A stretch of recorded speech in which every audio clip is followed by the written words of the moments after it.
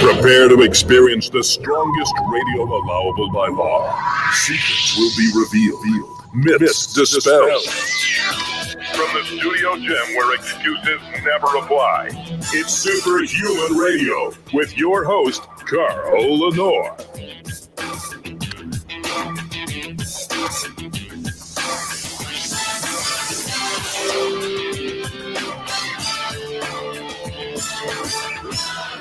Hey, welcome back to another episode of Superhuman Radio. Today is October 8th, 2020. We have a great show planned for you today. We're going to talk about high fructose corn syrup. I know you're thinking to yourself, but Carl, we don't have to talk about that anymore. It's not in any food. You're going to be surprised. Later in the show, we're going to talk about a pill that you should get this holiday season if you plan on indulging in alcohol. It will not only stave off a hangover the next day, proven in science, it's good for your liver, but it will keep you from trashing your body and your brain this holiday season. I'm calling it my drinking buddy. We'll talk about that a little bit later in the show. So eatlegendary.com is the website. SHR10 is the code for 10% off. Legendary Foods makes the best snacks if you are someone who wants to stay in your lane. If you're a low carb, high protein type of a person, you want to stay in your lane, you'll want to go to Eat Legendary website, eatlegendary.com, to check out their tasty pastry. The tasty pastry. I'm trying to adjust my green screen on this on the fly here. The tasty pastry is a Pop-Tart with less than 1 gram of sugar, 9 grams of high quality, high leucine protein, and 3 to 4 impact carbohydrates, depending on the flavor that you choose. And it will make everything so much easier for you. Here, my guest is here. There we go. So I'm sorry, I'm having a little technical difficulty. So bear with me here. Is it on your end or my end? No, it's on my end. I'm messing things up today. Eatlegendary.com is the website. SHR10 is the code. Check it out. And now I have my guest, Dr. Kimberly Stanhope. How you doing, Dr. Stanhope? Fine. Thanks, Carl. It's I'm so thrilled that you're interested in this topic and your listeners are interested. Well, and here's why we have to talk about this. I'm gonna drop this bomb on everybody now. So high fructose corn syrup has been a thing for at least the past decade, maybe longer, right? We started to get wise that high fructose corn syrup seemed to act differently than some other sugars. And there was lots of theories. Oh, it was the unbound fructose because fructose in fruit is good for you. Or it was the combination of the sugars. And people were saying it made people fatter. And eventually, the noise about high fructose corn syrup got so loud that consumers they stopped buying anything that had high fructose corn syrup in it. And it went away. Like today, if you go, I challenge anybody, pick up 10 of your favorite products, look on the label, there's probably no high fructose corn syrup in it, and you think we won, the consumers won. We voted with our dollars and there's no high fructose corn syrup in anything. Well, instead, what has happened is about 7 years ago, the Corn Refiners Association, which is a lobbying group for all the people who grow corn, the big companies that grow corn, and they went to the FDA and they said, hey, you know what? We don't want to have to call it high fructose corn syrup anymore. And think about this, how sinister this is. And they said, well, what do you want to call it? They said, we just want to call it corn syrup. And they fought for a while and the FDA turned them down and everybody took a sigh of relief. But then right behind everybody's back, the FDA did approve it. Today, there are about 9 different names that high fructose corn syrup will appear in foods of yours. Maize syrup, glucose-fructose syrup, tapioca syrup, fruit fructose, crystalline fructose, HFCS, just plain old fructose, corn syrup, or Dahlia syrup. These are all, and I just found another one, isoglucose syrup. These are all names that you will find on your favorite products, and you are eating high fructose corn syrup and didn't know it because the FDA doesn't care. They really don't. They just want everybody to calm down and buy products. So this study is even more important than people think, because people are under this misassumption, this illusion that they're not consuming high fructose corn syrup anymore. You know, Carl, to back up your comment that even though the labels don't say high fructose corn syrup, we're still consuming it. All we have to do is look at the USDA per capita consumption. This is data that's based on the disappearance of the product out of from the manufacturer all the way down to the consumer site. And it shows that we're eating pretty much maybe slightly less sucrose than high fructose corn syrup, but it's really close. Now so, think about that. It's still there. How could those numbers on the manufacturing side still stay there, but there isn't any high fructose corn syrup in any product labels? Right. Yeah. I mean, we're being snookered. The public is being snookered. So now we have to talk about this study. Now that we've created this table for it. So why this study? Why did you come back and look at high fructose corn syrup? It's so yesterday.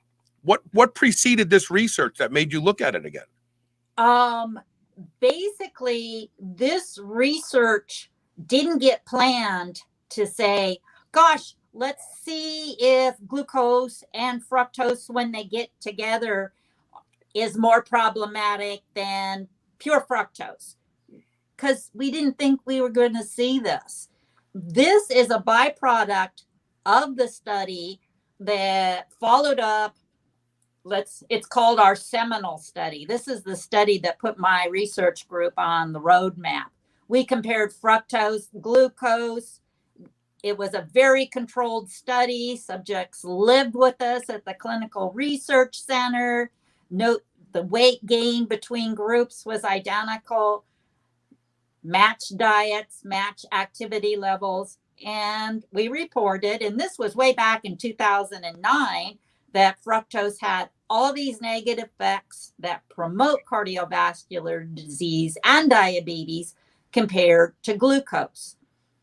So that was really important. But of course, we don't consume pure fructose or pure glucose. So obviously, our next study was then to look at the sugar we were actually consuming the most of at that time, and it was high fructose corn syrup. So that started us on the next NIH study, and this study involved over 187 subjects who actually completed the study. Therefore, it took 5.5 years to complete. So we generated massive amounts of data. Some of it has already been published a number of years ago, including in 2015, we showed beautiful stair-step dose response relationships between how much high fructose corn syrup our subjects drank and the increase in their risk factors. But I actually thought that was our most important finding from the study. But then I started having a chance to look even closer at the data. And that's when we noticed this crazy pattern. We always went into this thinking fructose the worst. Glucose is a lot better than fructose. And in between will be high fructose corn syrup. Right. That makes sense. Right. But when I looked at my data, I kept seeing for some of the risk factors, we weren't seeing that pattern. So no, this finding is completely unexpected, and we didn't design this study to check for this. It just happened to hit us in the face just by looking at the data. So there's a line in the press release that jumped out at me. So we have a lot of, first of all, dietary guidelines, they always put fruit in front of vegetables. And don't forget to consume your fruits and vegetables. Years ago, I said, that should flip. They should, don't forget, you eat your vegetables and fruits, putting a lesser priority on fruits, because years ago I learned about non-alcoholic fatty liver disease and how fructose contributes to it, and how fructose is treated differently by the body, then it's stored before it can be broken down and used as energy. It has to pass through the liver and be reduced to a simpler form. So I stopped. I eat very little fruit as a result of this. And Elisa, it drives her crazy. You got to eat more fruit. This line jumped out at me. Consuming high fructose corn syrup appears to be as bad for your health as consuming sugar in the form of fructose alone. What does this say about people who eat gobs and gobs of fruit, fruitarians and that sort of thing? What does it say about them? Okay, I'm going to not talk about a fruitarian because that is an interesting question. Oh, darn it. Okay, here you come. Here, okay. Hold on. Oh, you dropped out, but you're back. So that is an interesting question. The fruitarian is an extreme diet, right? Right. Let's talk about the more moderate. Well, let's say even a heavy fruit eater is somebody that eats 3 to 5 fruits a day. Okay. Okay. Based on American standards, that's a heavy fruit eater. Now, here is what's important to understand. It's really hard to eat enough fruit to overwhelm the liver the way our sugar sweetened beverages can, and even the way our regular food can. Am I allowed to say this? Yes. Anything you want. Oreo cookie is 38% of its weight is sugar. Okay. Right. Our most concentrated form of sugar in a fruit is probably from a mango or an apple. They can be as much as 13% by weight as sugar. Right. Now, how many mangoes in a sitting can a person eat compared to how many Oreo cookies? Yeah, a slice or two of mango. That's all you're going to do. Well, I could probably eat a whole mango, but even so, that's still not going to rival the amount of sugar I can get from 6 or 7 Oreo cookies. And can we eat 6 or 7 Oreo cookies? Of course we can. In one handful, and then go for another handful. Right. Right. And so that is one of the reasons why, for the average American, we get to say, eat more fruit.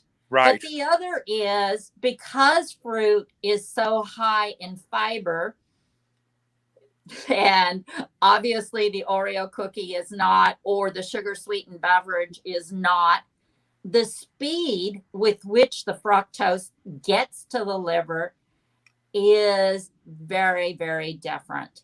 And most of our studies show that the more concentrated the source of fructose, the bigger the change in risk factors. And so that is reason number 2. And then also the amount of glucose that's flooding the blood and causing the glucose levels to go up. And that was part of our suggested mechanism why glucose and fructose together is worse for some risk factors than pure fructose. The fructose is what gets the cholesterol into the bloodstream in the first place, but it's possible the high glucose levels we see after we eat high fructose corn syrup, that glucose is going to the blood, at least most of it, causing an immediate peak. That peak we found was very related to how high the LDL cholesterol is.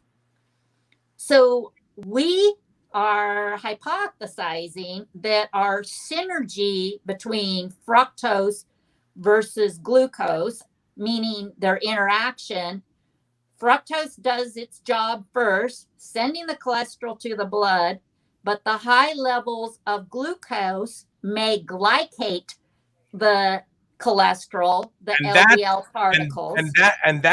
that's the big problem. The glycated LDL is the LDL that causes inflammation and all the damage. There's something else that you just said that's a nuance that we just glossed over because it's not really discussed in this study. But that is, this is something we've talked about on the show for years. I have friends who tell me my doctor said my LDL is high and my cholesterol is bad. And I've got bad numbers, so I've got to cut out butter and meat and fat. And I say, well, what about? I have a friend who eats Captain Crunch in a bowl like this, and his cholesterol is horrible. And I used to say to him, Howard, it's not the meat, it's not the butter, it's the sugar you're eating. Now you just confirmed that with what you just said. This should be in and of itself. That little piece of information should make everyone go, what did they just say? I'm on statin drugs and eating no meat, no butter, no olives, none of this stuff. All I'm eating is carbohydrates. That's what's influencing your LDL. The more refined the carbohydrates are, the higher your LDL goes. Yes, definitely. Definitely sugar. And we proved this all the way back in 2009. We proved it again in 2015 with that dose response study that showed the perfect stair-step relationship. In fact, in that paper, some of our subjects were only provided high fructose corn syrup drinks that would be the equivalent to giving a person 1/2 can of soda, 6 ounces. So 1/2 can of a 12-ounce soda at breakfast, at lunch, and at dinner. That was our low dose group. And even that group showed significant increases in only 2 weeks in their LDL levels compared to their starting levels at the beginning of the study. Now, that was another surprise from our study. That's significant. That's significant. Right, yeah. And I want to... Oh, good. I'm sorry. You weren't expecting that. Go ahead. Say that. Right. Yeah. Yes, I wasn't expecting it at all. I definitely thought there might be a trend toward this nice little stair-step relationship, but to actually see significant changes. I mean, how many people do you know drink way more than that? Oh, people who drink 3 or 4 cans of soda a day. Right. So yeah. I also want people to understand something else. My sister, when she was dying, she was intubated. I said, let me see what they're giving her. It was this very expensive medical grade food. It was soy protein, corn syrup, and corn solids. Oh, this is what they would get. And then a pixie dusting of vitamins and minerals and stuff like that. Now think about this. You go into the hospital and they're giving you medical grade food. You're dying. You have a tube in your nose and they're giving you this as the carbohydrate source. They're giving you corn. Now don't forget, corn syrup can be high fructose corn syrup today. They just have to call it corn syrup. I mean, that to me is astonishing that hospitals put so little value in the quality of nutrition. They think that nutrition doesn't play a role in anything. And it's really sad because these poor people who are in hospitals that are being fed these foods and they're trying to get better. And it's like 1 step forward, 2 steps back. So it's very, very sad. I just wanted to throw that in there about that. So Let's talk about the heart risks that you discovered. This is really interesting because some responded differently to the high fructose corn syrup and others responded in a way that you didn't expect at all, right? The risk factors, the markers. The markers, yes.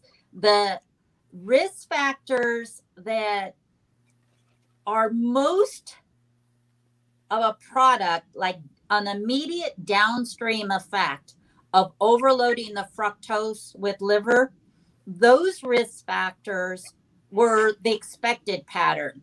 Fructose caused the highest increase, then high fructose corn syrup, glucose, very little. It was our downstream risk factors that take a little time to develop. that we saw the unexpected pattern where high fructose corn syrup caused the higher increases.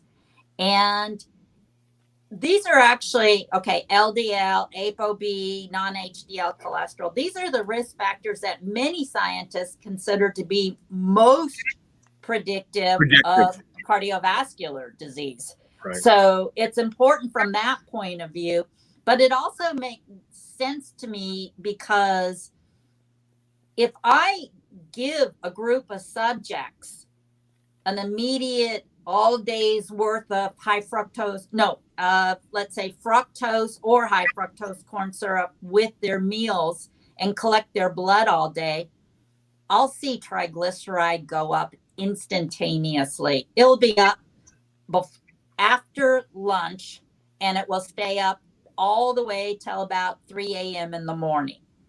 However, cholesterol doesn't go up that quick. It's a longer term process. Right. I know it goes up in a week, but it doesn't go up immediately.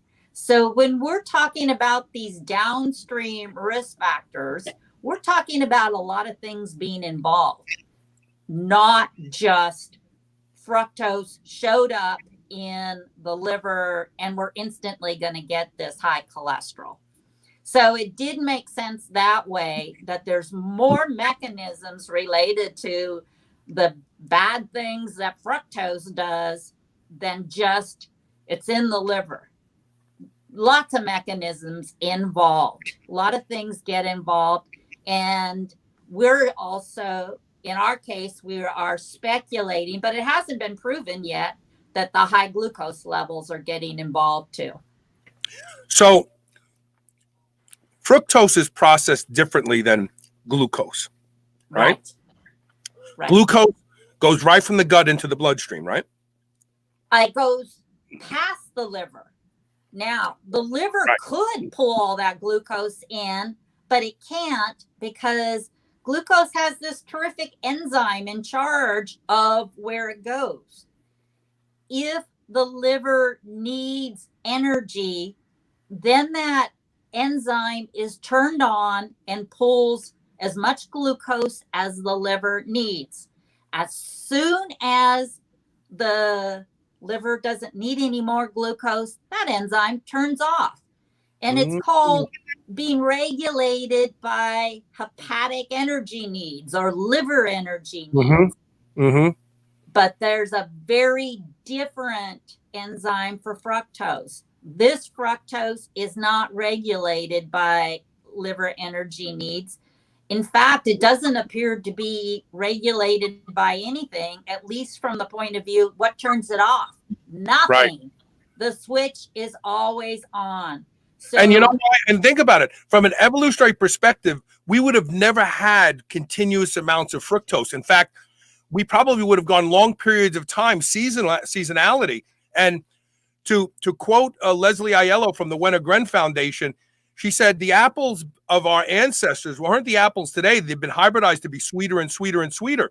So the apples of our ancestors 40,000 years ago, when we started growing our own food, would have been something that most people would have thrown away and thought, oh, that's disgusting. It's like, that doesn't taste good. But those were not only that, fruit is seasonal. Our poor ancestors only had it for 2 months of the year. And so, yes, it makes perfect sense to me. We didn't need to evolve with an enzyme that regulates our fructose delivery to the liver. We didn't need it. Only the beekeeper, maybe. That's really the only source of super high fructose product that's naturally occurring on the planet. But, back then, it wasn't until 200 years ago we learned how to get honey out of a hive without destroying the hive. So no one really overconsumed honey either. Right. So is there something unique about high fructose corn syrup because of the enzymatic action they use to create it? Do you think there's anything unique about the fructose at all? No, but there is one very unique thing that drives me crazy, and it's related to the fact that even if all our food labels said high fructose corn syrup on it, we still wouldn't know for sure what the product contained. Basically, you can make high fructose corn syrup, and what they end up with is this nice vat of 90% fructose, but they mix it with all sorts of glucose syrup they can make any formulation they want, up to 90%. The FDA only monitors it from the point of view, it says it has to be 42% fructose. That's the only restriction on calling something high fructose corn syrup. I don't know what the restrictions in all the, Dahlia syrup is, but to call it high fructose corn syrup, it has to be 42%. Now, if you go on the corn refiner, minimum 42%, right? It could be higher. Minimum. Right. Yes, you're exactly right. That's what I meant to say. Yeah. Now, if you go on the corn refiner's site, they'll say, oh, there's only 2 kinds of high fructose corn syrup in your food. There's the 42% high fructose corn syrup, and that's in all your solid foods mainly. And there's the 55%, and that is what's in your beverages. However, a colleague of mine, Dr. Michael Gorin at USC, tested this. He simply went to the grocery store and bought hundreds of cans of soda, and he analyzed it by 3 different tests because his data surprised him. It was all the way up to 65% fructose. The average was 59. So there's no standardization of the high fructose corn syrup. And it appears to be up to the manufacturer to put in whatever they want. I want to take a commercial break. When we come back, I want to pick it up on the other side. I also want to discuss, there's a lot of foods that used to be, like maple syrup isn't maple syrup anymore. It's corn syrup with maple flavoring. Right. And I want to talk about that too, because there's a lot of foods out there that it's just atrocious what the FDA has allowed to be done to food labeling. We'll talk about that on the other side. Stay tuned. We'll be right back.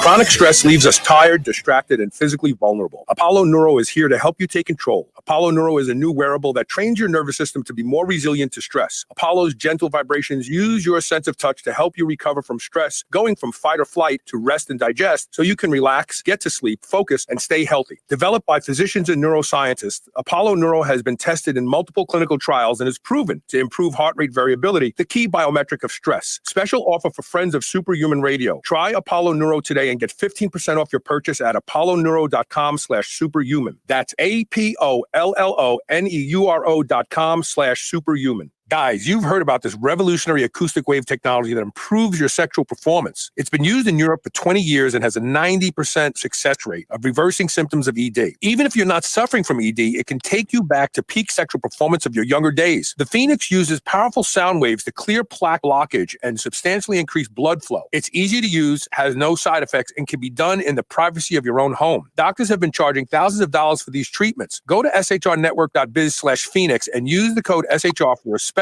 superhuman deal. Regain your sexual prowess today. Everybody wants to feel better, be healthier and happier. If you don't sweat profusely on a regular basis, you won't feel as good as you could. Studies have shown the power of infrared sauna. Infrared penetrates 1 to 2 inches into the body. It helps those with back pain, fibromyalgia, arthritis, depression, and anxiety. Patients get relief from infrared sauna. The Good Health Sauna has been shown to be an exercise mimetic, conveying many of the same benefits as cardio. There are a lot of reasons people buy a Good Health Sauna, but the bottom line is you will be a much happier, healthier person by using the Good Health Sauna every day. You'll crave it, you'll love it, and it will be the best purchase you have ever made. Good Health Saunas provide commercial-grade saunas for in-home and commercial use, backed by the best lifetime warranty in the industry. Unmatched customer service and the best financing makes owning one easy and will fit any budget. Go to goodhealthsauna.com/superhumanradio to learn more and save 25% off. Give yourself a reason to get back in the gym with Planet Earth Pre-Workout CBD. With a delicious blue ice flavor, this pre-workout can power you you up to achieve your goals. After a strenuous workout, reward yourself with Planet Earth's post-workout powder. This highly advanced formula consists of premium-grade ingredients to support growth, recovery, and your overall performance. Power up, cool down, and gain muscle with Planet Earth CBD. Go to shrnetwork.biz/power and save 20%. Use code POWER. Don't wait. Order now. Are you still on the fence about body protection complex BPC Oral from drseeds.com? Listen to Maggie Kuhn, one of the owners of the C-Bus Lifting Company gym in Columbus, Ohio. I had been having some nagging tendon issues that weren't injuries, just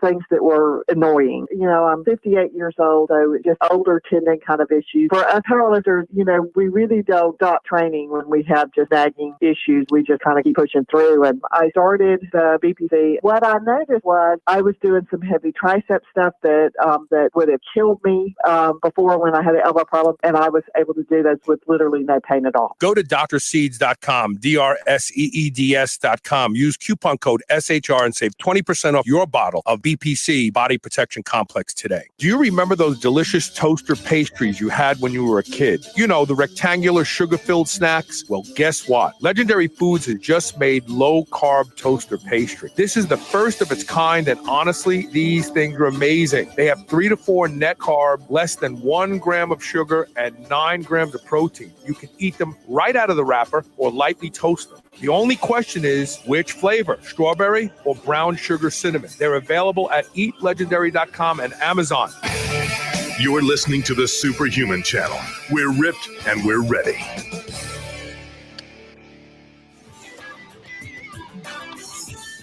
Welcome back to Superhuman Radio. We're talking about high fructose corn syrup. It's horrible stuff, and it's still in your food. They just call it a different name. So, there are so many foods out there. I've even questioned honey. I read an article about 3 or 4 years ago that honey has become very adulterated. It's very easy to do. Yes, and they adulterate it with high fructose corn syrup. And the easiest way to tell is if you buy honey from your local farmer's market and you take it home and put it in your refrigerator for about 3 days, it crystallizes. It gets real hard, and you can literally eat it with a spoon that way. But when it has high fructose corn syrup, it stays liquidy. And I had a farmer tell me that. He goes, well, just put it in your refrigerator. He says, if it doesn't crystallize and get hard after like a week, he says, it's not honey. That's great to know. I didn't know that. We do have a solid block of honey in our pantry. So, and I knew that was directly from the beehive, but I didn't know that the refrigeration would detect the adulteration. That's good to know. Yeah. So you can tell. But there's so many foods out there that have high fructose corn syrup in it that consumers just don't have any idea. And they're consuming a lot. And another thing that's notorious for having high fructose corn syrup, and there's another way to test, is bread. High fructose corn syrup gives bread the mouthfeel of fat. And it makes it nice and soft and, you like that. If you take bread and you put it in the microwave for like 20 seconds, 30 seconds, take it out. It's real hot. Let it cool. If it turns into a brick, it's because there's high fructose corn syrup in it. I mean, it should get a little harder, like toast. And if it literally turns like you can tap it, like Ellie Mae Clampett's biscuits from Beverly Hillbillies, it has high fructose. I haven't thought about them for a while. I know, right? Yeah, Granny used to give them to Jethro and say, "Throw these in the garbage." So, but yeah, that's how you can tell if bread has high fructose corn syrup in it. So the heart risk. Were there other markers for heart risk besides the LDL that seem to be affected more by the high fructose corn syrup? Well, there is the related ones, the apolipoprotein B, and that is the scientist's favorite risk factor. And then another nice one that it's easy for the doctors to measure is the cholesterol minus the HDL, which is a more encompassing measure because it basically is looking at the cholesterol that's also in the large particles that have a lot of fat in it. So it's looking at some extra cholesterol that isn't measured when you look at LDL cholesterol. So many physicians prefer that as the risk factor we should be looking at. But the long and the short of it is that these are our 3 best risk factors for now. It doesn't necessarily mean that I couldn't do this study. This is a study that would be unethical, but let's say we did give this group of subjects 100 grams of high fructose corn syrup, and we gave this group of subjects 100 grams of fructose to consume for the next 20 years. I still wouldn't promise you the high fructose corn syrup group would get the heart disease sooner than the fructose, because there's another important risk factor that is highest with the fructose, and that risk factor is called apolipoprotein C3. It's a far more recently discovered lipoprotein that is becoming more and more looked at as, wow, this guy is really important in the chain of heart disease. So until that one's been studied long enough to really do some good comparative work between its predictive risk compared to LDL's predictive risk, I'm not going to say which one's worse. And that's why it was phrased in the paper as harmful rather than saying worse, until we've worked it all out. The other risk factor that was definitely worse with the fructose is uric acid. And uric acid, we've known for years it causes gout. And for many people, especially families with genetic tendencies toward gout, that's a huge problem.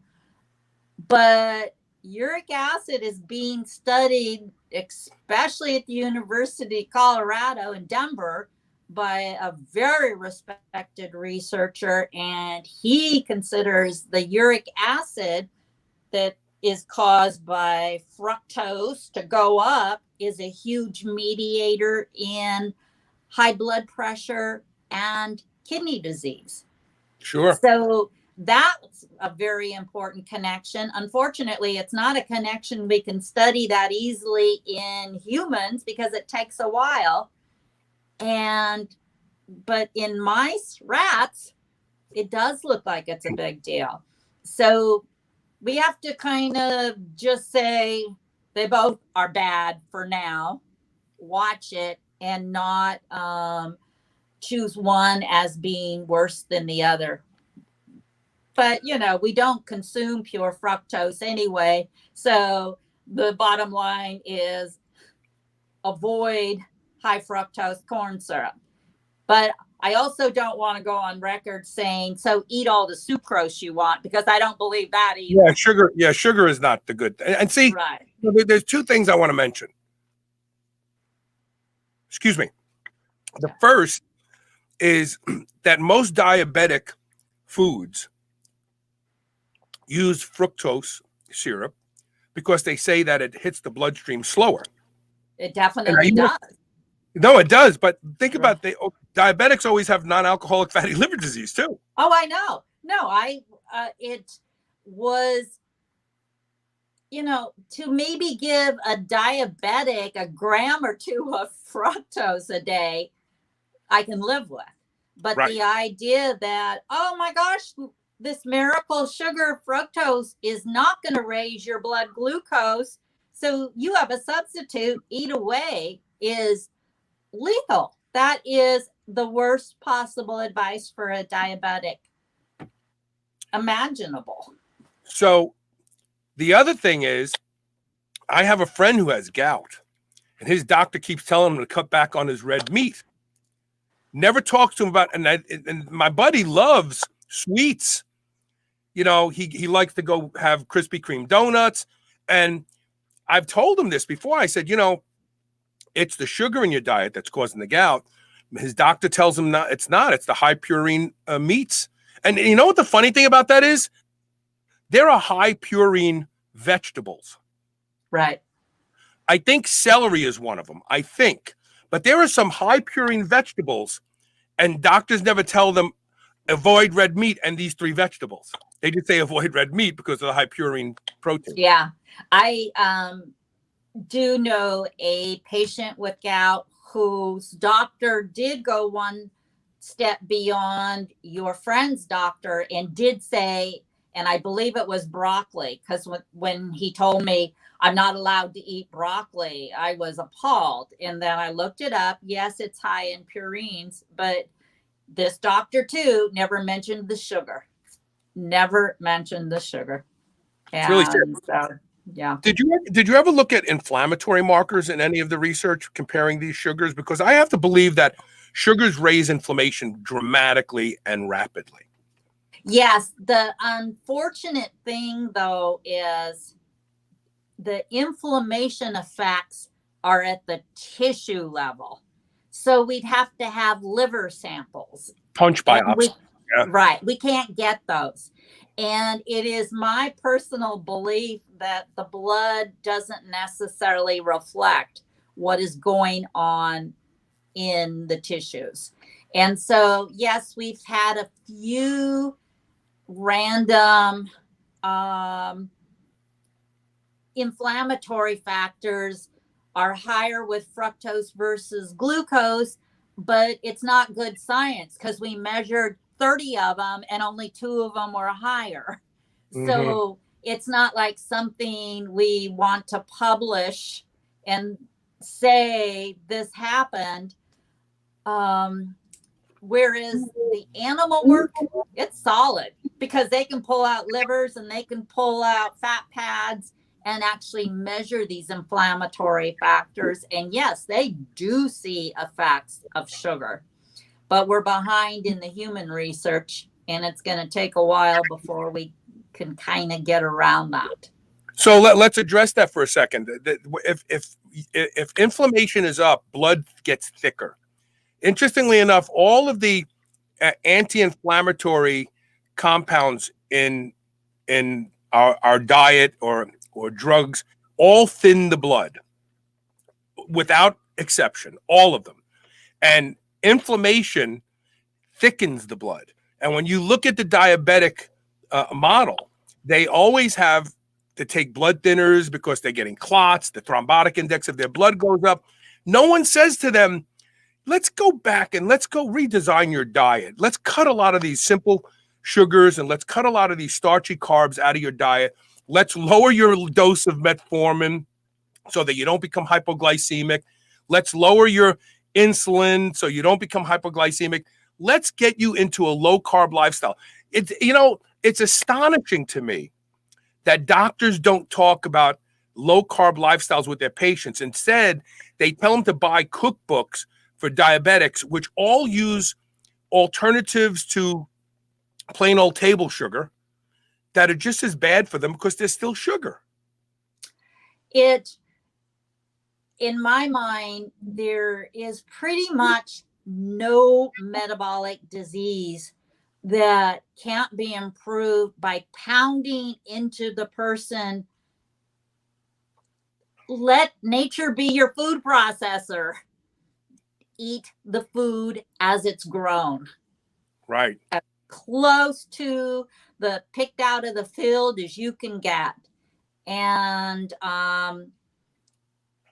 when we talk about the Western diet, which is hugely related to our epidemics of metabolic syndrome, diabetes, and cardiovascular disease, to me, I don't even say to myself, the Western diet's bad because it's sugar.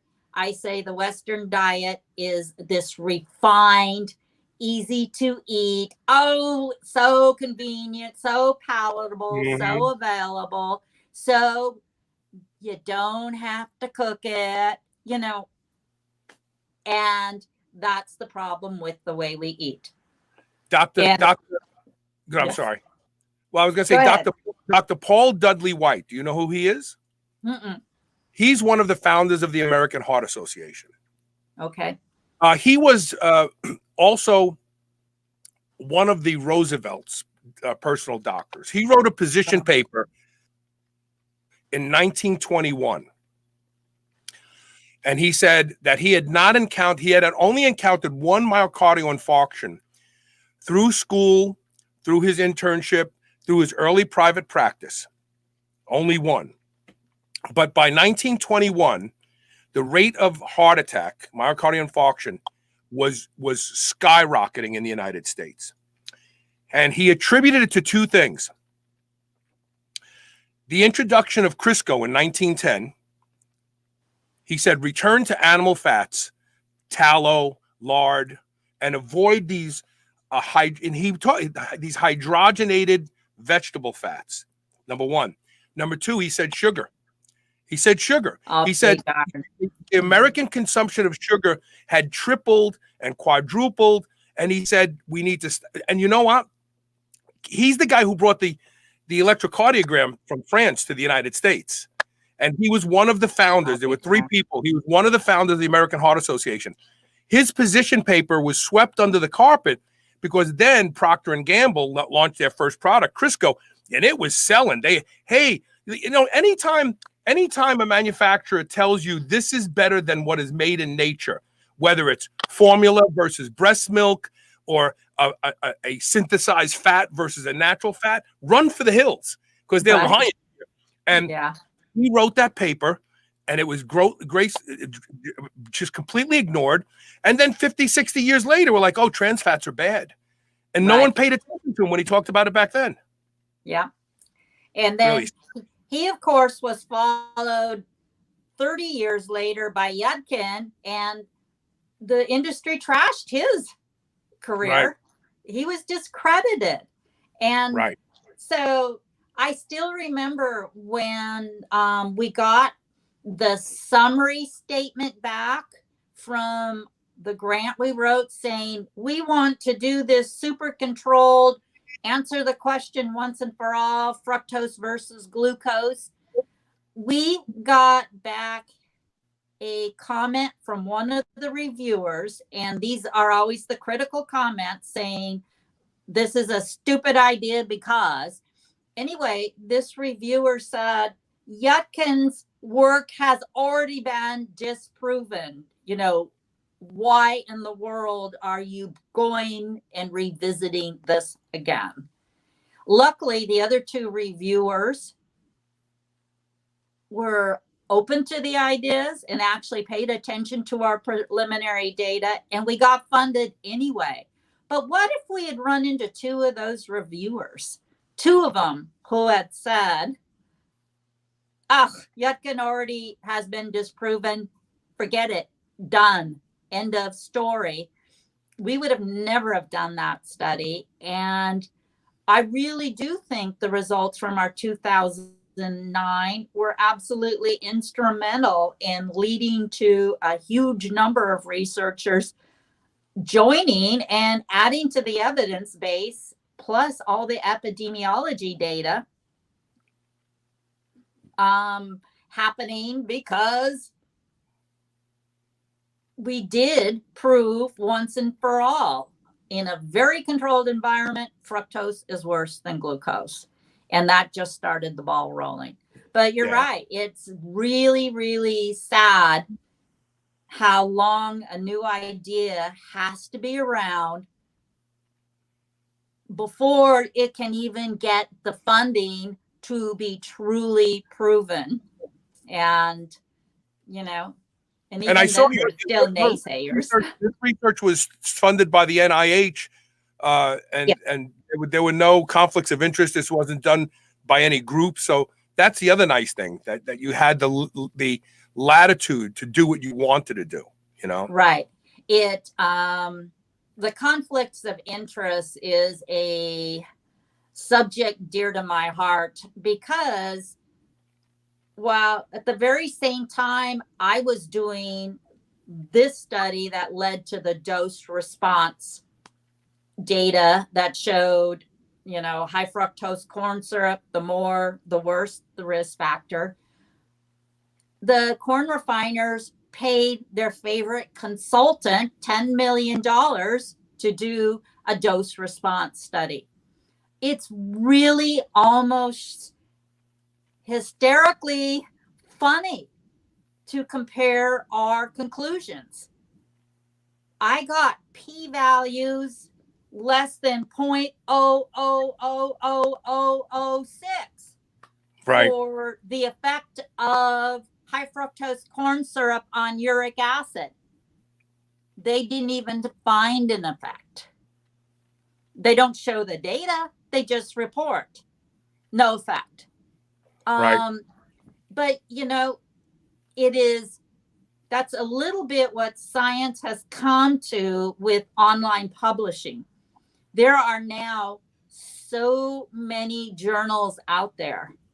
It has become so cheap to be a scientific journal, but us poor researchers still have to pay $3,000 to get our studies published. So it's a money-making business now for the publishers. You don't even have to have ads. You just charge the authors. Anything can get published. And so please let your listeners know the peer review process. To say, oh, it was published in a peer-reviewed journal, it doesn't guarantee anything. Yeah.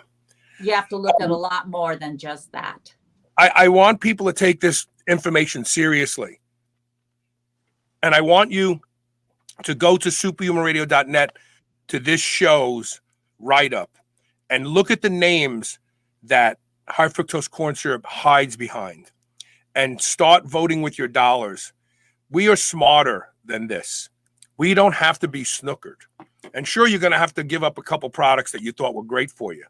But wouldn't you rather know that you're not going to develop heart disease or some other malady that we don't even associate with this form of sugar yet, but we'll find out about from 5 to 10 years from now? We really need to do this. We really need to do this. I want to thank you so much for coming on the show today, Dr. Stanhope. It's my pleasure, Carl. Yeah, this is fun. Tell your readers to do one more thing. Yes. Look up the preemption of the sugar sweetened beverage taxes in California and how the industry pulled that off. 2 years ago, June 2016. It was 18, very important. And it basically is mind-boggling how powerful the industry is. So it was successful, you're saying? It was successful? It was basically a blackmail scheme. Right. And so they were able to get the governor and the legislators to sign off on a law saying for the next 10 years, there can be no sugar sweetened beverage taxes at any of the county or city level. How did they do this? By funding an initiative that was going to go on the 2018 ballot in California. And this initiative was going to allow the voters to say no taxes can be implemented without a supermajority. So they had already collected enough signatures, already paid the money. It was ready to go on the ballot. They told the governor, we'll pull it if you give us this 10-year moratorium on sugar sweetened beverage taxes at the county and city level. And it worked. It's really funny. Mexico has a sugar tax and it works. Yes. People consume less soda.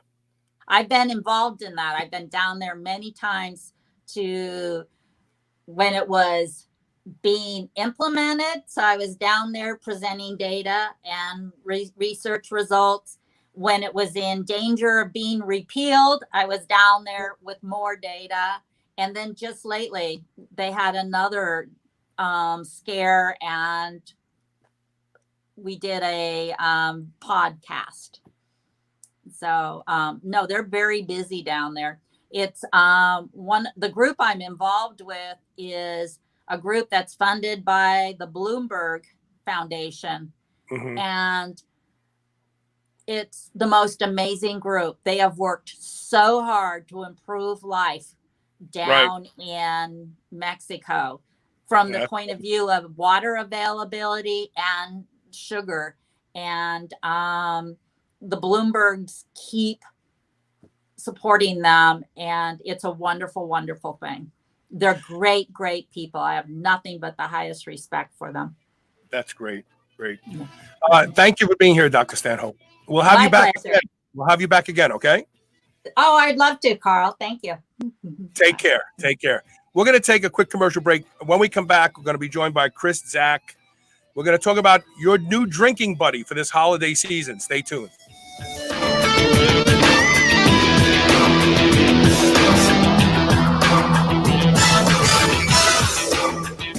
Chronic stress leaves us tired, distracted, and physically vulnerable. Apollo Neuro is here to help you take control. Apollo Neuro is a new wearable that trains your nervous system to be more resilient to stress. Apollo's gentle vibrations use your sense of touch to help you recover from stress, going from fight or flight to rest and digest so you can relax, get to sleep, focus, and stay healthy. Developed by physicians and neuroscientists, Apollo Neuro has been tested in multiple clinical trials and is proven to improve heart rate variability, the key biometric of stress. Special offer for friends of Superhuman Radio. Try Apollo Neuro today and get 15% off your purchase at apolloneuro.com/superhuman. That's APOLLONEURO.com/superhuman. I love beef. And if you love beef, listen up. I've discovered the best tasting beef in the world, and that's not an exaggeration, at Piedmontese.com. The Piedmontese breed is famous from Italy for being lean and unbelievably tender, with half the fat and calories of traditional beef. Even typically tough cuts are tender when it comes from the Piedmontese cows. And for the first time ever, Piedmontese cows are being raised here in the USA. Get 25% off all beef and free shipping on orders of $100 or more at Piedmontese.com with code SHR. Go to PIEDMONTESE.com and use code SHR today. You will never eat any other type of beef ever again. You've heard me talk about the chill pill on the show and how effective it is at helping people who suffer from social anxiety, or sometimes when you just want to take the edge off to a long, stressful day. Well, listen to this story from Dylan Goutreau. Definitely takes anxiety away, which I have a long history of having. Started out at 2 milligrams a day of Xanax. That was at 8 years old. And so I stopped using benzos 3 years ago. Extremely difficult. Yeah, so I spent about 3 years trying to find anything and everything I could that would be healthy for me to help with anxiety. Because I'm talking, full out panic attack. The chill pill was the first thing that I've found that actually in the middle of a panic attack I can take, and it definitely subsides. Go to drseeds.com. That's DRSEEDS.com. Use coupon code SHR and save 20% off your first bottle of the chill pill. Check it out. I promise this is one supplement that delivers.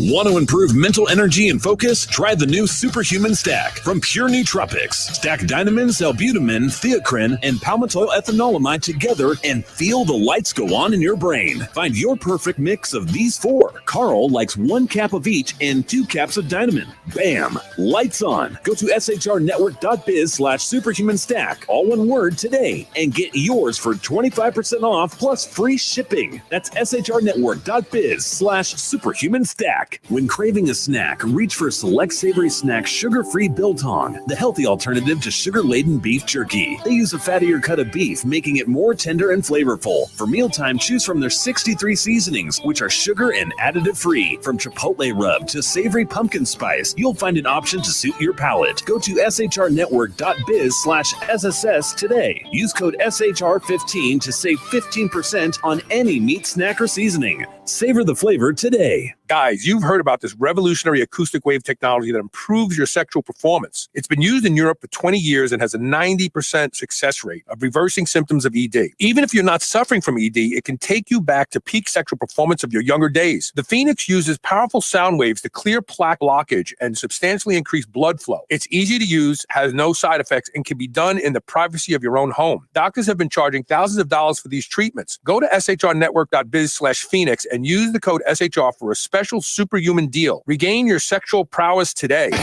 You're listening to the Superhuman Channel. Don't hate us because we feel good.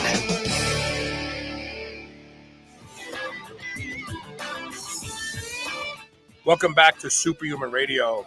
We're joined by Chris Zach from PureNootropics.com. How you doing, Chris? I'm doing great. Thanks for having me, Carl. How are you guys doing today? Good. You got your hair cut. The other day I was on a Zoom call with you. Your hair was longer, wasn't it? I did. Okay. I didn't know. I thought it was like, wow, his hair looks different. So anyway, we have an interesting discussion today because the holidays are coming, and this, from Thanksgiving to New Year's and everything in between, it's all about indulging, right? We work hard all year long. We keep our bodies in shape, and it's all about partying right now. And one of the worst offenders isn't the food we eat, but it's the booze we drink. There's no doubt about it. Because the food we eat is going to make us fat, but you can lose the body weight. But the alcohol is not only going to make you fat too, because of the empty calories, but it's going to damage your brain. It damages your nervous system. Let's face it. Alcohol is a neurotoxin. Guess what else is a neurotoxin? Mercury, lead, lots of other things that you wouldn't readily consume, but we consume alcohol. And I do. I like the buzz. I'm not going to lie. But there is something you can do that will actually protect your body, protect your brain, and no hangover the next day. And I swear by this stuff. Elisa and I will not drink even a glass of alcohol without taking DHM first. Talk about DHM for people who missed the first show we did about it. Yeah, so DHM is a really cool flavonoid that is basically natural source. So it comes from like the Japanese raisin tree is one of the most common sources. And it's been clinically studied for a variety of stuff. It's been used for a long time in traditional Chinese medicine for alcohol-related stuff. And it's becoming an area of interest for more than just like its effects on alcohol, but there is no doubt that it does increase alcohol metabolism. And basically, as you know, alcohol is metabolized in the liver primarily. It still actually is metabolized in the brain, pancreas, all these other places, but primarily the liver, and so what happens is when your body breaks down the alcohol into ethanol, and basically there's a toxin, a neurotoxin that's a metabolite of the process called aldehyde. And what DHM does is basically increases the enzymes that allow your body to process that faster. And so, really DHM would be one of those like substances that if you were in a drinking contest, it'd be, you'd have to ban it. You'd have an unfair advantage if you were in a drinking contest. Because, people anecdotally have said this and the clinicals back it up, is that it really, because you're metabolizing it faster, is you can consume a lot more. And so, to each their own, they may want to get more bang for their buck. And so, there are folks that take it, after every couple drinks because they're speeding up the metabolic process. What's crazy too, and I'm not going to suggest that this is a loophole or anything, but they've looked at ethanol levels in saliva with taking DHM and not taking it. And they've found that the alcohol concentration is less when you take the DHM. And I'm not trying to like sell this as not suggesting people go out and drink and drive. I get it. Right. But I mean, it is illustrative of what it can do. And so like we talk about it from, really the effects that it can have on alcohol in essence versus and now, like I said, there's a lot of data out there in terms of the efficacy of this product for a bunch of other things. And so like on our website, we sell this product, obviously. What I did for the audience today, and this will go for a couple weeks, is I activated a new coupon code. I'm sorry, Carl, we didn't really talk about doing this ahead of time, That's but okay. I'll add it right now to the little banner ad that I created. Perfect. It's going to be SHR30. And so will allow you to take 30% off of DHM from our store because that's crazy. That's crazy because it's only $24 a bottle. Number one, right, it's so cheap, right? And it's free shipping. So on top of that, you're giving people 30% off SHR 30. Right. We still have the code SHR10 active that will give users 10% off the rest of our website, but the 30% off is only good for DHM. So if your audience would like to order other products, we welcome that, but you would want to place an order for DHM separate just to get the best bang for your buck. So I did a show May 20th. Dr. Daryl Davies out of UCLA published a study. You know what I'm talking about? Yeah, I've seen the study. Absolutely. I mean, I look at all the clinicals. And the name of the study, the name of the show was Hangover Drug Shows Wider Benefits in USC Research. And what they found out was it actually can reverse a lot of the metabolic damage to organs associated with metabolic disease, diabetes, obesity, that it can actually reverse a lot of the changes in the liver. It can actually protect the spleen. It can protect a lot of different organs associated with metabolic disease. So this is something that I'm starting to think maybe I just need to take one a day, period. End of story, whether I'm drinking or not. The more that I learn about this particular item, the more interesting it becomes, because a lot of the clinicals show that what you're talking about is completely accurate, but it also has demonstrated targeting expressive genes relating to inflammation. So what happens is that DHM tends to either upregulate or downregulate processes related to inflammation, cancer processes, apoptosis and autophagy, and basically making your body work better. It's basically either promoting or inhibiting. It's promoting good processes and inhibiting bad processes. Yeah.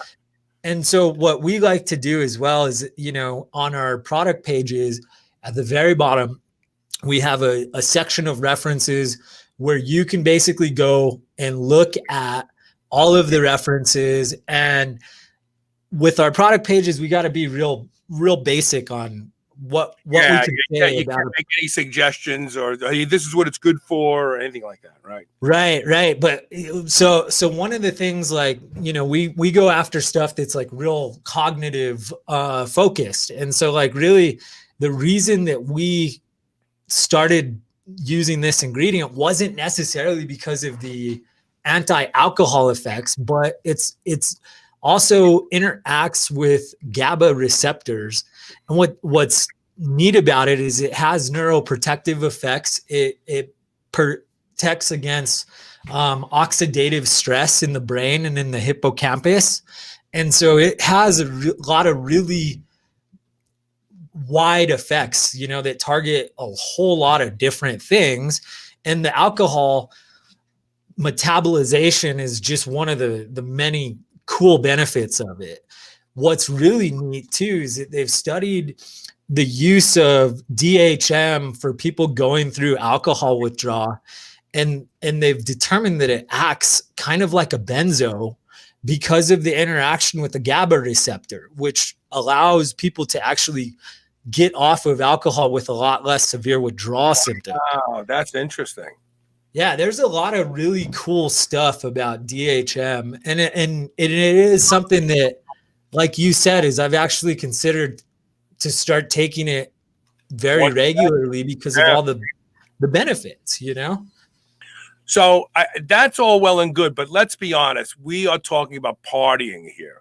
The next the next 3 months are the party marathon. And I drink. I like a buzz. I like the way I feel when I have a buzz. And I have to tell you, we Elisa's birthday is this weekend, so I had to get DHM because we were out of it. She's like, "Do we have any DHM?" I says, "No, I think we're out of it." It's like, "Well, we have to have it for my birthday." So there's 2 ways to take DHM, in my humble opinion. Right.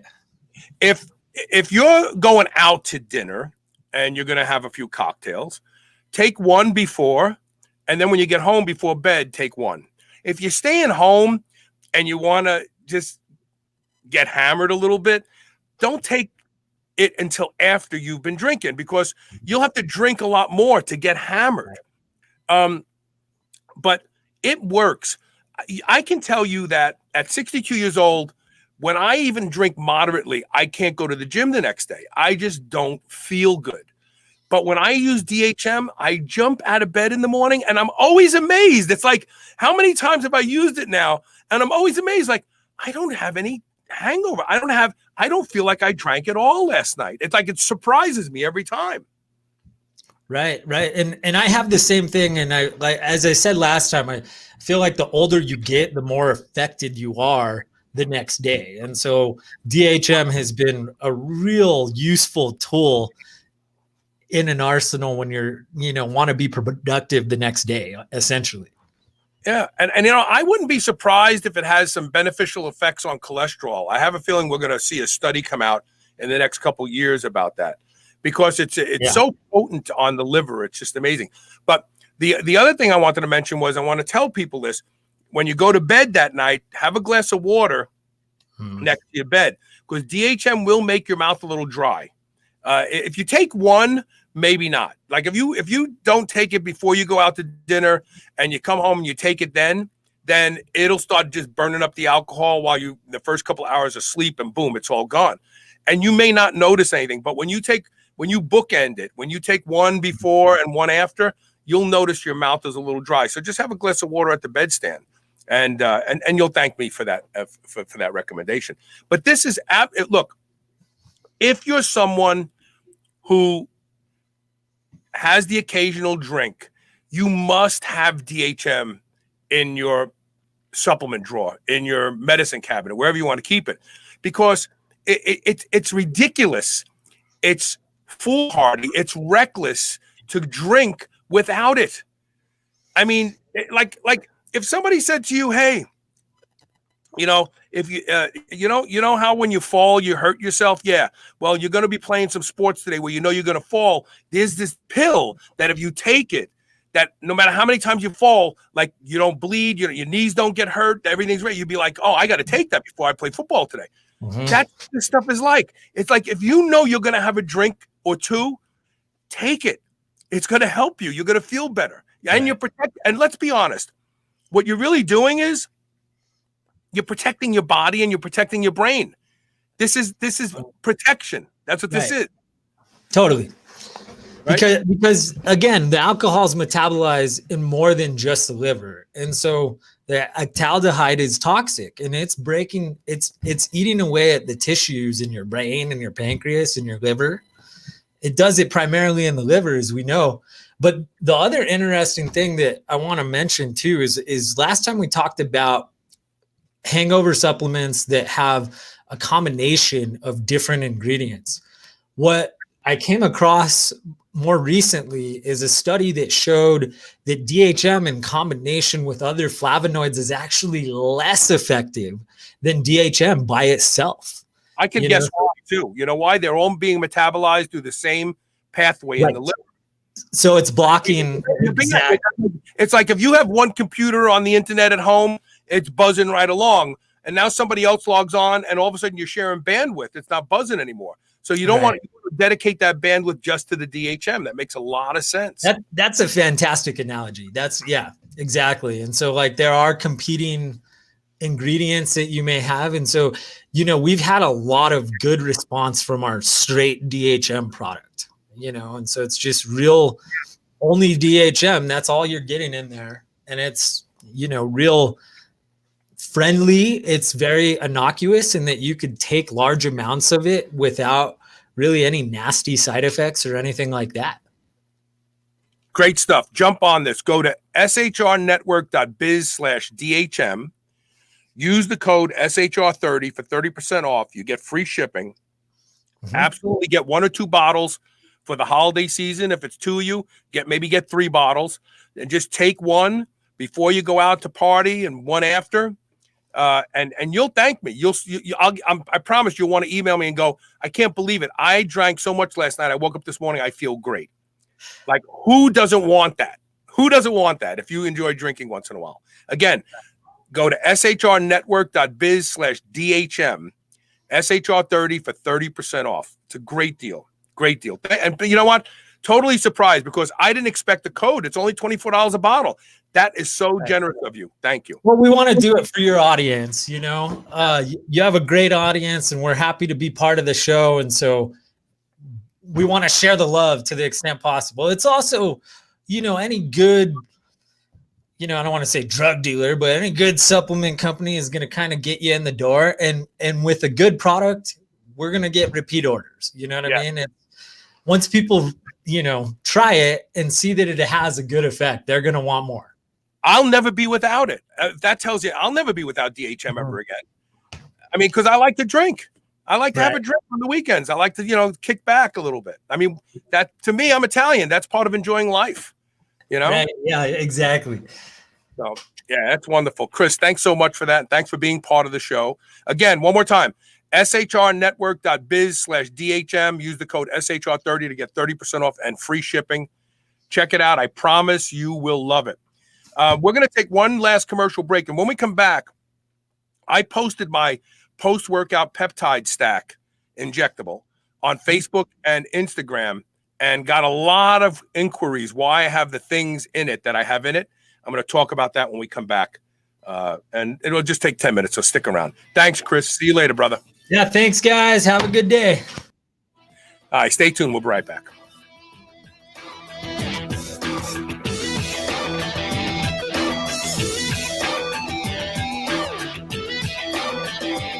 Quest Nutrition makes bars, cookies, chips, and pizzas out of complete dairy-based proteins. Our products minimize net carbs and sugar without sacrificing taste.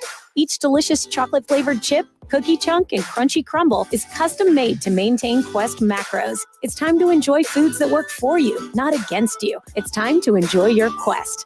Mind Bullet is a kratom product derived from the coffee family to boost energy and creative juices. Mind Bullet comes in both pill and liquid form for the ultimate pre-workout supplement. When needing a little pick-me-up or to get through the morning fog, Mind Bullet will set your productive course fast. Go to shrnetwork.biz/mindbullet, all one word, today, and save 20%. No subscription required. That's shrnetwork.biz/mindbullet. Get yours today.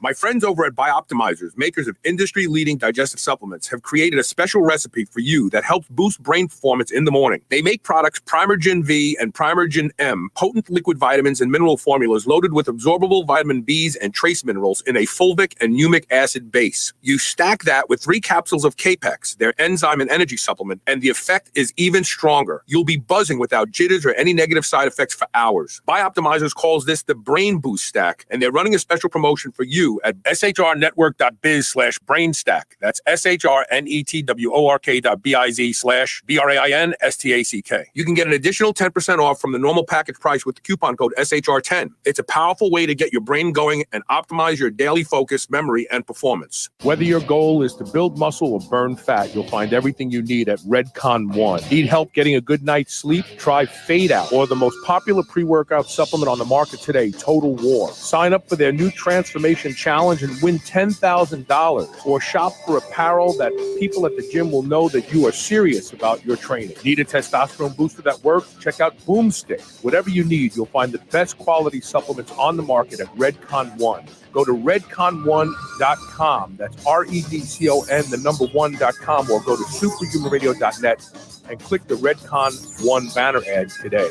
New Mass Pro Synthogen X2 just upped its own legendary game. To distance itself even further from the rest of the pack, Synthogen X2 now has double the key active ingredients. If you've ever wondered what steroid-like recovery feels like, Synthogen X2 delivers. See why others compare it favorably to powerful bodybuilding drugs at synthogen.com. Mass Pro Synthogen. When you train with it, you'll gain with it. Whether your goal is to build muscle or burn fat, you'll find everything you need at Redcon One. Need help getting a good night's sleep? Try Fade Out, or the most popular pre-workout supplement on the market today, Total War. Sign up for their new Transformation Challenge and win $10,000, or shop for apparel that people at the gym will know that you are serious about your training. Need a testosterone booster that works? Check out Boomstick. Whatever you need, you'll find the best quality supplements on the market at Redcon One. Go to redcon1.com. That's REDCON, the number 1.com, or go to superhumanradio.net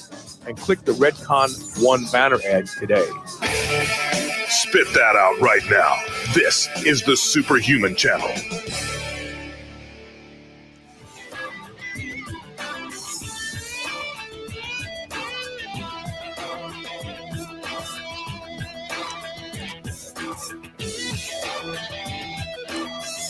Hey, welcome back. I'll make this quick. So I posted a picture of a syringe the other day. I was coming out of the gym, and it was pretty loaded. It had about 0.8 of a milliliter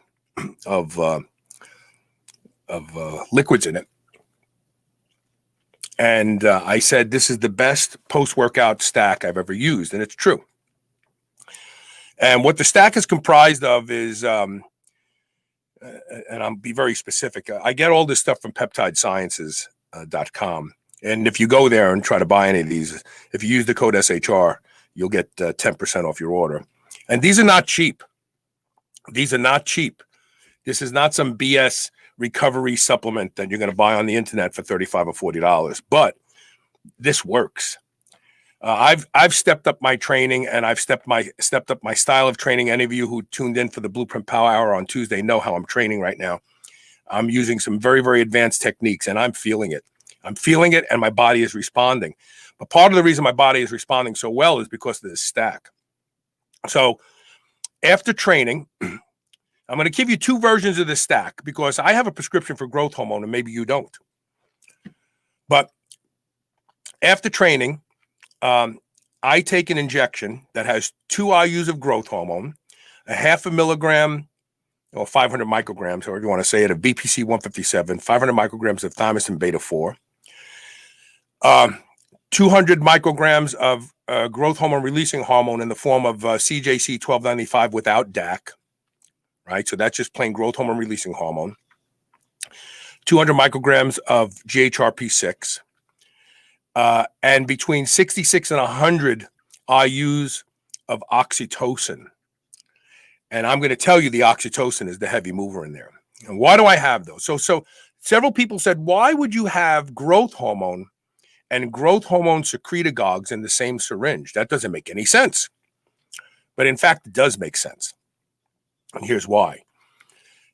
They would never occur without the three of them being present in your body. So in order for your brain, your pituitary, to pulse growth hormone, you'd have to have a secretion of growth hormone releasing hormone, and you'd have to have some sort of ghrelin activity because ghrelin reduces somatostatin. So somatostatin is the brake. Growth hormone releasing hormone is the gas pedal. And you would not have a pulse of growth hormone if both of those weren't already present. And then people said, well, but if you're using a growth hormone releasing hormone analogs like that, why use growth hormone? Well, that's my personal preference. So I'm gonna give you the revised formula, assuming you can't get growth hormone. You just remove the 2 IUs of growth hormone. You'd have a half a milligram or 500 micrograms of BPC 157. That's powerful for recovery. But remember, BPC 157 depends on growth factors that are downstream metabolites of growth hormone in order to work. If you have no growth hormone in your body, BPC 157 won't work for you. That's why some people use BPC 157. I don't see any changes because they don't have enough growth factors to begin with. BPC 157 is like the job form, and it tells the workers what to do. But if the workers don't show up and it's just a job form and nothing gets done. So it's 500 micrograms of BPC 157, 500 micrograms of thymosin beta 4. We already know thymosin beta 4 is powerful for recovery. It increases red blood cell production. It increases healing. It affects the immune system to promote recovery, because don't forget, it's a thymosin beta 4 is a thymus gland. Thymus gland is a primary mover in the immune system. And then if you just use over at Peptide Sciences, they actually have a vial, this combo. It says CJC 1295/GHRP6, and it's 5 milligrams of each in that vial. But it's not the BPC 157 with DAC. It's really just growth hormone releasing hormone. You shoot it in, it makes growth hormone pulse, and it disappears, and that's it. And that's what you want. You don't want the long-acting stuff like CJC 1295 with DAC, which lasts days, because that's not how growth hormone is produced in your body, and it will backfire on you. You want to stick with the signatures of how these hormone peptides really work. But so 0.5 milligram of BPC 157, 0.5 milligram of thymosin beta 4, 200 micrograms or thereabouts of CJC 1295 without DAC, 200 micrograms or thereabouts with of GHRP6, and I would start out around 25 units of oxytocin, because it may make you a little lightheaded for a second. You have to kind of ease into the higher doses. I'm doing 100 units at a time. I don't feel it as much anymore, but I still feel it a little bit. And I say that oxytocin is the prime mover in this blend for good reasons. I'm going to be doing a show with Dr. Betsy Yurth very soon. I can thank Kirkland Warletti for sending me a study. But what if you could take something that gave you all of the strength and muscle gains of trenbolone without any of the negative side effects of trenbolone? In fact, it's not trenbolone. What if you could harness what trenbolone harnesses to build muscle and strength? It's oxytocin. It's oxytocin. Everybody thinks oxytocin is the love hormone, the connection. It is. Oxytocin, I've been searching for something. So I did my show in 2014 about how oxytocin makes old muscles recover like young muscles again. And I started doing 10 units of oxytocin on and off post-workout. I never noticed anything. When I went up to 100 units of oxytocin post-workout, and now I actually do 100 post-workout, 100 at bedtime, and 100 sometime in the middle of the day, now that I read this other study about trenbolone and oxytocin. Oxytocin has the ability to turn on specific neonatal genes. Why is that important? Because neonatal genes, so everybody says, gee, I wish I could be like a starfish. You know, you cut a starfish's limb off and it grows back. Well, that requires activation of neonatal genes for your body to heal to that capacity. Oxytocin is flooding in a baby, in a fetus in the womb, flooding. And it actually floods in people who have heart failure. Oxytocin starts to be produced in larger quantities because oxytocin has the ability to switch neonatal genes in the heart and help repair damage. But you got to remove the insult. So if you don't remove the insult, the oxytocin is not going to help you. But nonetheless, oxytocin may turn out to be the greatest muscle-building peptide in the world. Stay tuned for that show. It's exciting. But when I take this post-workout stack, post-workout, after I have trashed myself, whatever the body part is, back muscle, shoulder and chest, legs, I literally feel about an hour and a half to 3 hours later, awash with this sensation. The soreness just disappears. I'm not getting any DOMs since I'm training harder. I'm definitely feeling fatigue in the muscle, until it recovers. But I literally feel like in around an hour and a half to 3 hours. It just depends how hard I trash myself. I literally feel it. I think to myself, I feel like I could go back and train again. I'm not bullshitting you about this. I'm not. Oxytocin is the heavy mover in this stack. Now, like I said before, this is not an inexpensive stack, but I promise you, you will not be wasting your money if you decide to do it. So if you don't have access to growth hormone, it's 500 micrograms of BPC 157, 500 micrograms of thymosin beta 4, 200 micrograms of one of the growth hormone releasing hormone analogs like CJC 1295 without DAC, 200 micrograms of one of the ghrelin agonists like GHRP6 or GHRP2. You can use either one. And start out at 25 IUs of oxytocin.